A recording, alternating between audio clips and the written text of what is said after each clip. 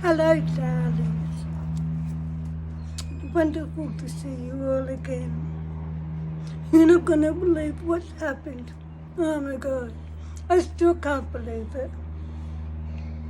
Today, I'm going to be talking about my depressing life story update.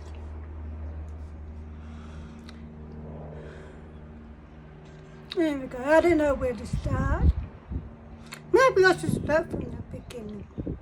What do you think? Then that way everything will make sense, won't it? Well, I hope it will.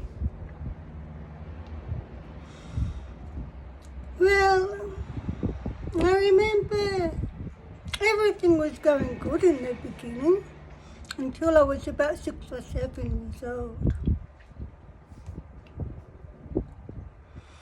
And isn't it funny how events happen in threes? You have 1, 2, 3 things happen.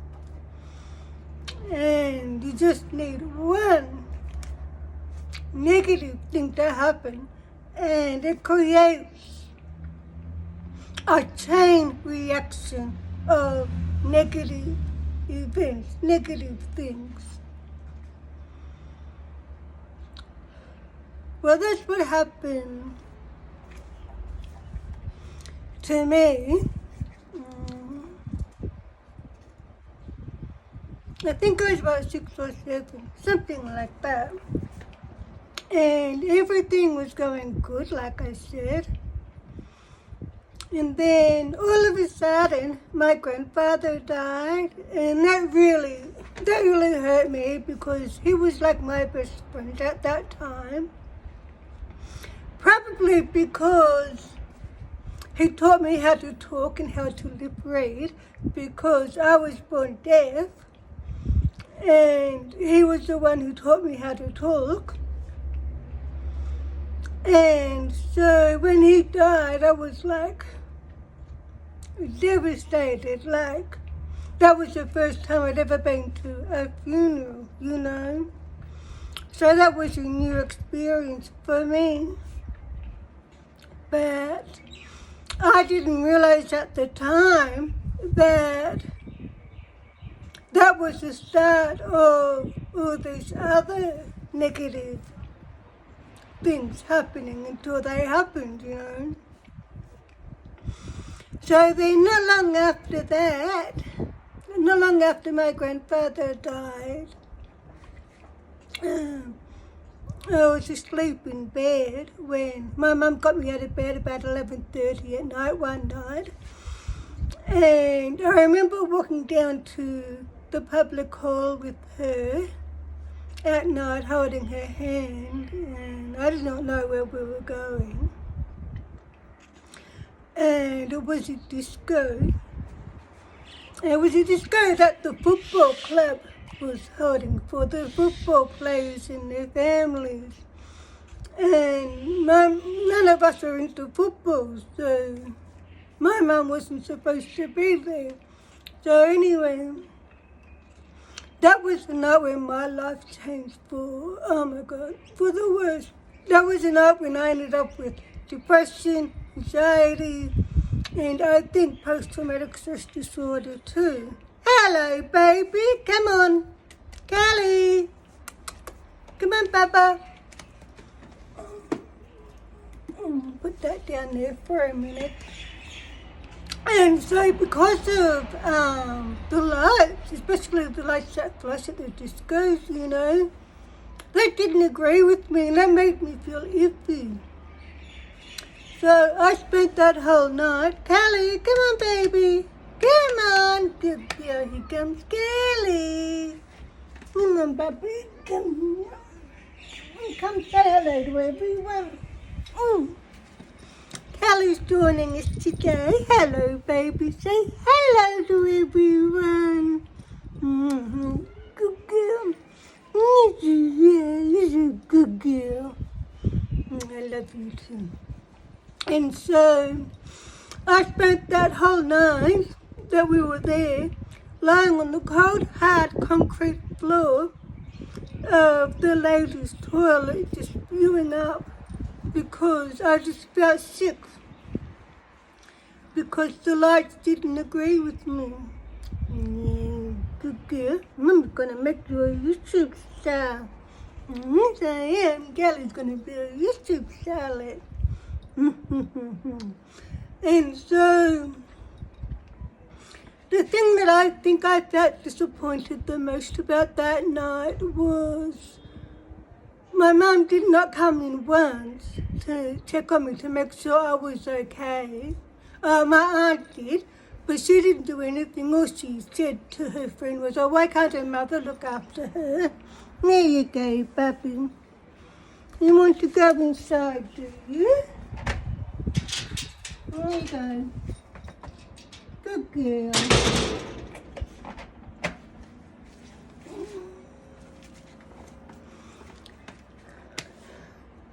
And I don't remember how we got home. I can't remember anything after that.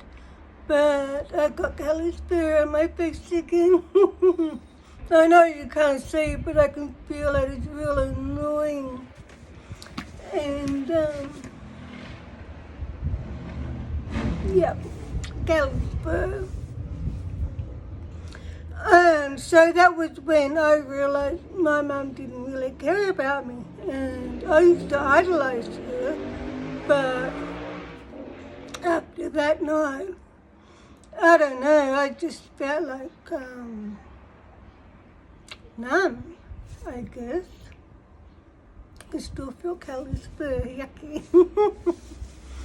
And so that was the second thing that happened not so long after my grandfather died. And then, not long after that, this is all in the space of less than 1 year, because I remember I was in about grade 1 at the time. And the next thing that happened after that was when my older brother took me up to the backyard behind the shed, and we were playing wrestling. Like how they have the wrestling and the wrestling matches, you know. And he grabbed me by my arms and he's gone like that and lifted me right up, and I landed on my clavicle, and I broke my clavicle. And that was the third thing that happened. I mean, these 3 things have happened in a row, in a short amount of time. And then things didn't get any better after that.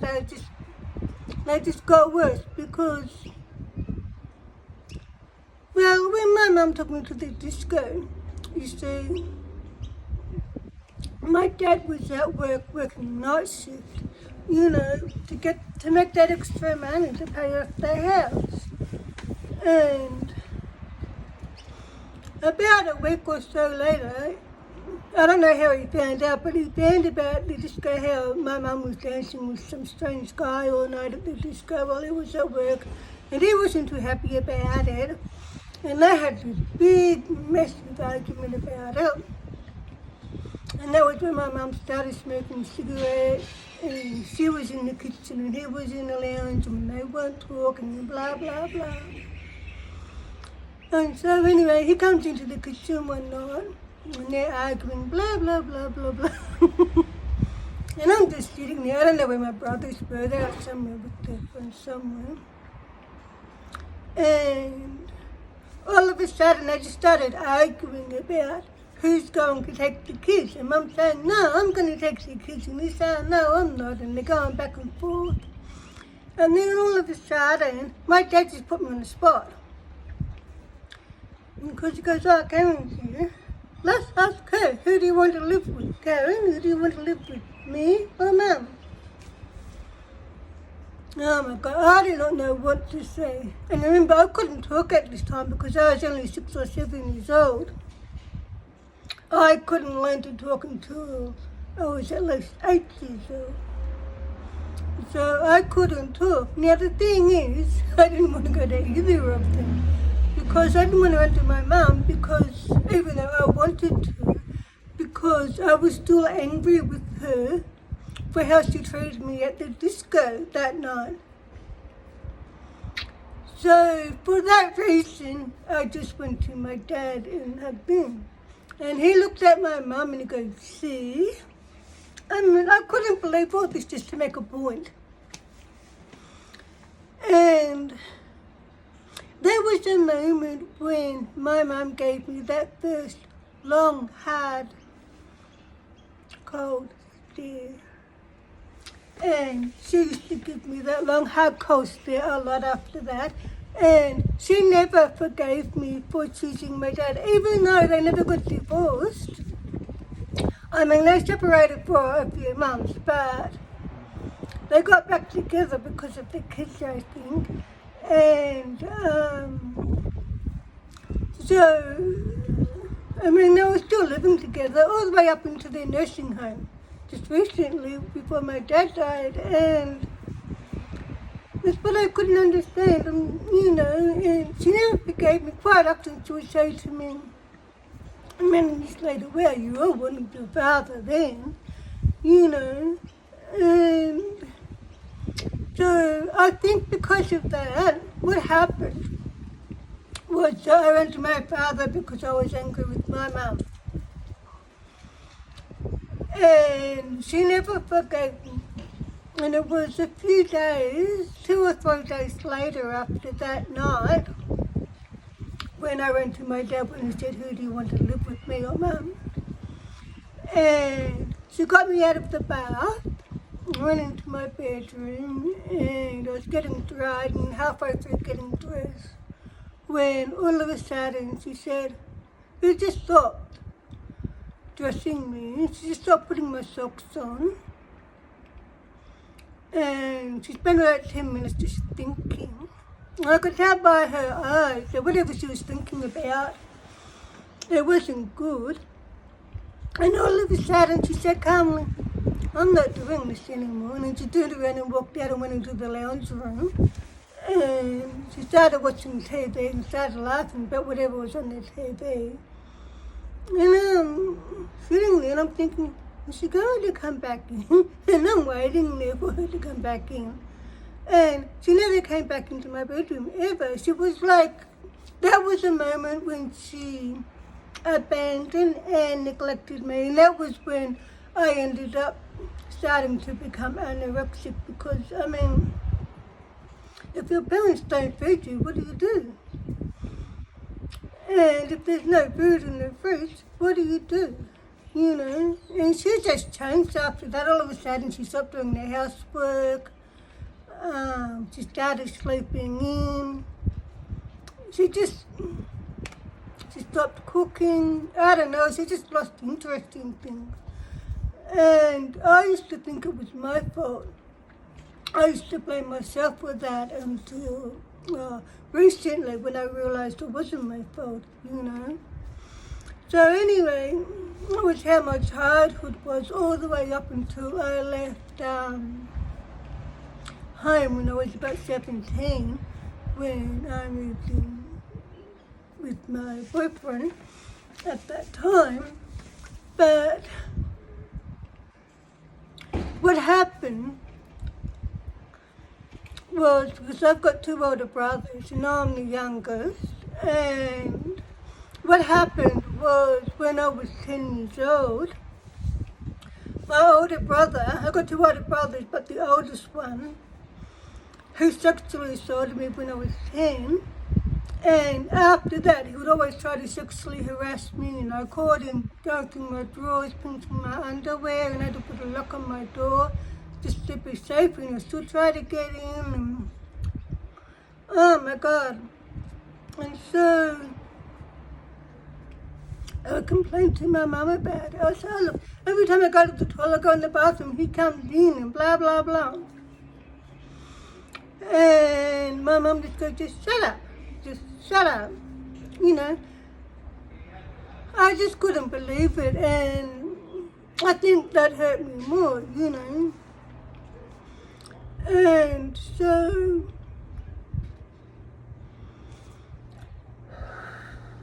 oh my God, the emotions are getting the better of me again. So I left home when I was 17 and I moved in with my boyfriend, and we were together for about nearly 4 years. And but then we broke up. That's another story for another video. And then I got married when I was 24. And I had my son Daniel when I was 25. And when I got married, I thought, that I was going to enjoy a happy and safe marriage. But I was in for a complete shock because that didn't happen, and I spent the next 22 years isolated in my own home in a domestic violence marriage. And I mean a severe domestic violence marriage. I mean, when I look back now, I have no idea how I survived all that, and got me here in my left breast with a long kitchen knife, and he's standing over me, and he's pressing the knife into my breast, and he cut me, and going, I will kill you, I will kill you. I mean, just things like that. He strangled me, not once but on 3 separate occasions. He would bust me and knee me in my stomach until I was black and blue all over, and stuff like that. And then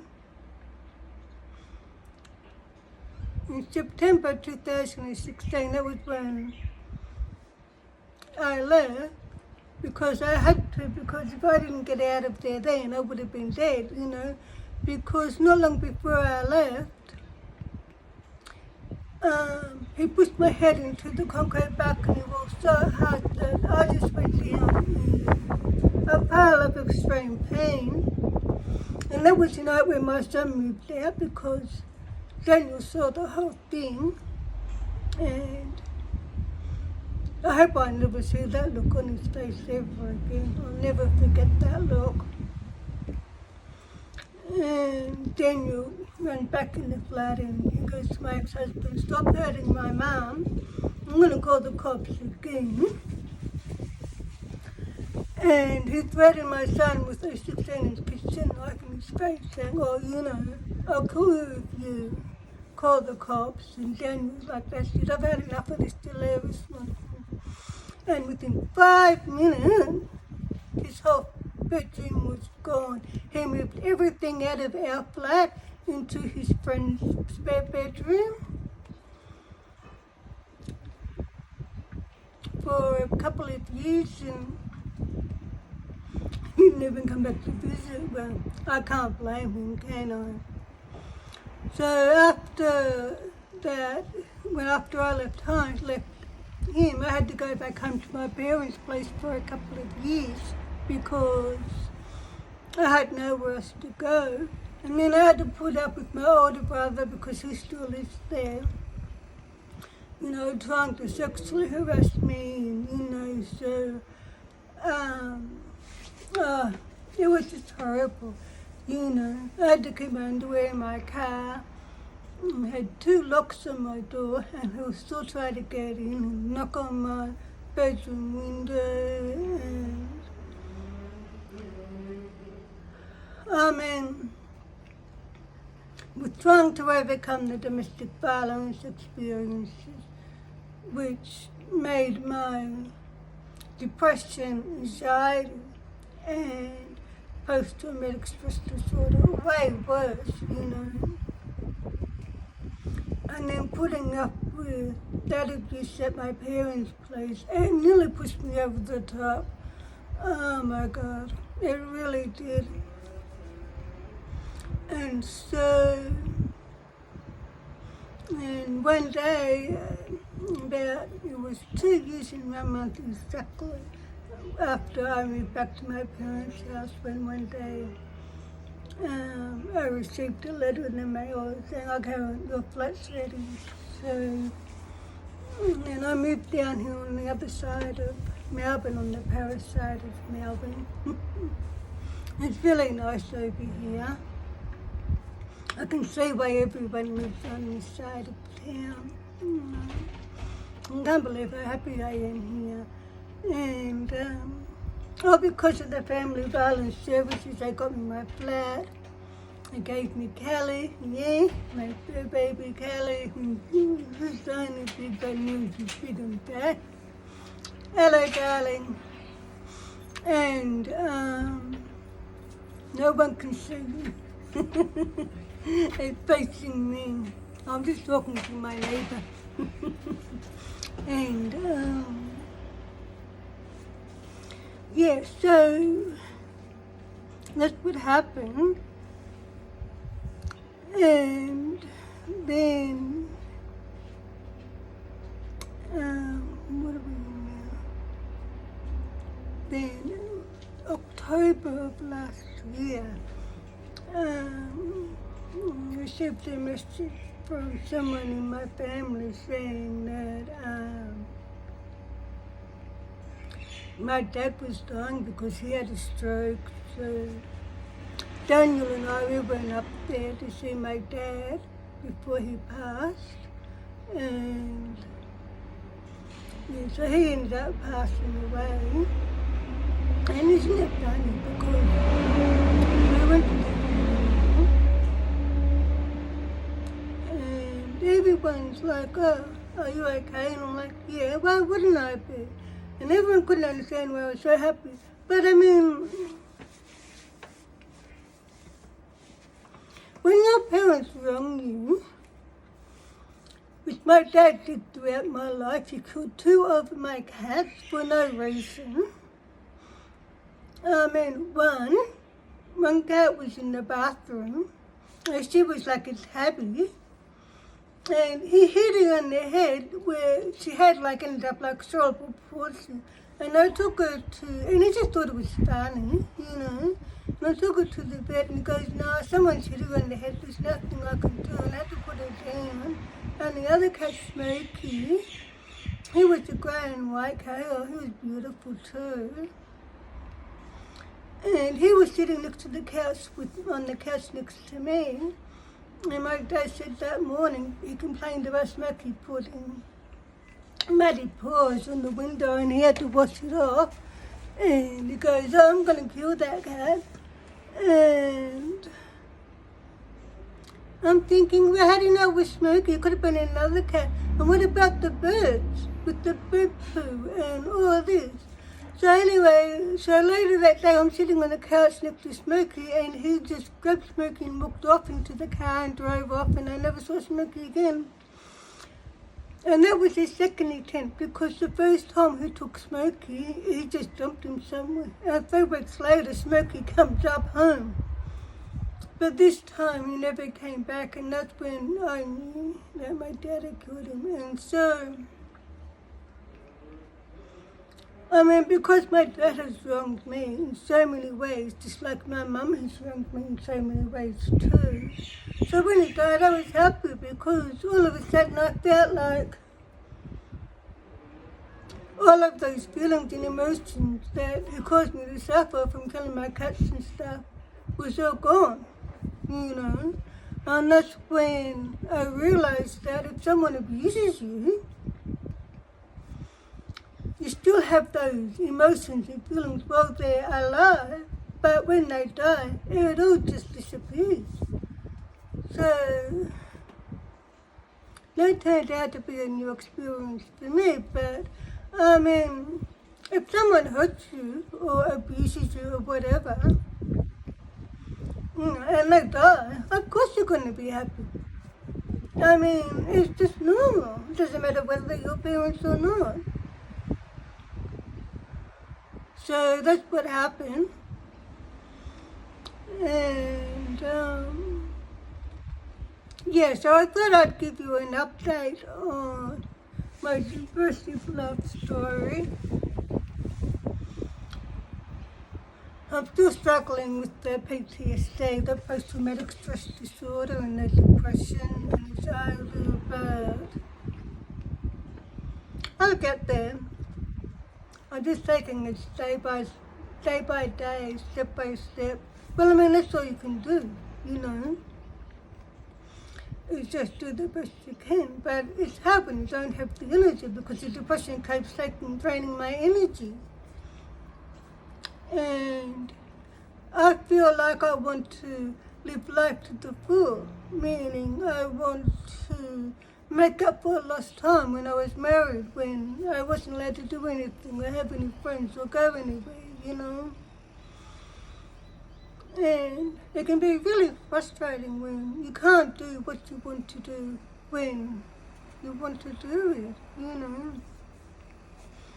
And the nightmares are still just as wicked as always. Last night was really bad nightmares again. I'm just so sick. I'm tired. I've had it up to here. I just wish they would stop. But I know they're not going to, because the post-traumatic stress disorder is what causes their nightmares, as well as the intrusive thoughts. And once you have PTSD, that's it, you've got it for life, and there's no cure, and there's not even no medications to help the symptoms of PTSD yet. They can do everything. They can do everything else. They can do a face transplant, and yet, amongst other things, and yet, they can't even prescribe you any medication for PTSD. I mean, how is that? But I really do hope that the researchers and scientists do come up with something for PTSD in the near future, because many people need it, including domestic violence victims, survivors, soldiers, and myself too. Okay, this video has been going for 27 minutes now. I think that's long enough. So I think I'll cut this video in a minute. So thanks for joining me for today's video. Please subscribe to my channel to support me, because I do need subscribers so I can continue to grow my channel, so I can continue to help other people in various ways. And what else did I want to say? Yeah, and that's about it. So if you're new to my channel, my name is Karen. A lot of people think my name is Kaya, but no, Kaya is the name of my camper van, because it's the Kia Pico, right? Makes sense. So, yeah, so my name's Karen, so I'm a domestic violence victim survivor, and I do van life. And like I said, I have a 2005 Kia Pico van, and I talk about domestic violence and how to be safe while you're stuck in this violent relationship, as well as makeup and moisturizers and van life and product reviews. And I'm going to start doing some cooking, because I like cooking. So we're going to do that and then soon, and also cleaning tips as well. So it was lovely to see you today. Thanks for joining me for today's video. I'll see you in the next video. Now remember, everyone, please stay safe and take care. Bye bye.